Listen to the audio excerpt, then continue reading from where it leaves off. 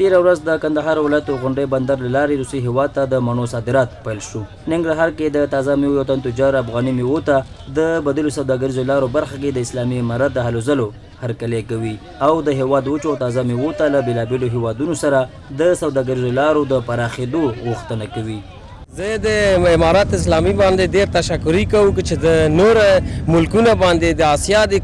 په روسیا کې د کام هر ځای کې دي زمونږ نور تعلقات هر سره جوړ کړي چې زمونږ فروت او میوه غونډ اخوځي له خیر سره. پاکستان ما سره په 40 کاله همدغه رقم چاله بال کړي دي تر اوسه هم کوي کنه. د جلال آباد ښار یو تن اوسېدونکی روسي هېواد ته د مڼو صادراتو پیل یو مثبت ګام بولي او د اسلامي امارت له مسؤلینو غواړي چې د هېواد وچو او تازه میوو ته په نړیوالو مارکیټونو کې د بازار موندنې برخه کې لا زیاتې هڅې وکړي.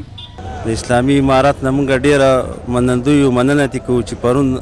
د روسیا له لارې نه مڼې صادرات وشو او موږ اسلامي امارت نه نور هم دا غوښتنه ده چې نورو ملکونو سره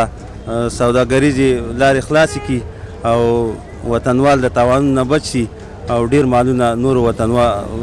وطنو ته صادرات شي.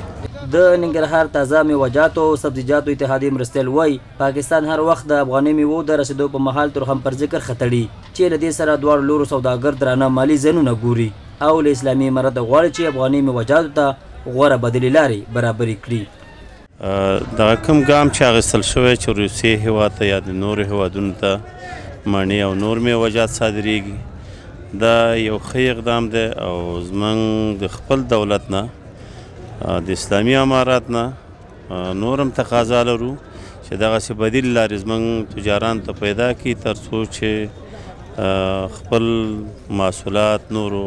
دولتونو ته ورسوي او په ښه قیمت باندې عرضه شي. د یادونې وړ ده چې تېره ورځ د کندهار تر غونډۍ بندر له لارې روسي هېواد ته د یو خصوصي شرکت له لورې د 100,000 امریکایي ډالرو په ارزښت د 50 ټنه مڼو د صادراتو بهیر پیل شو.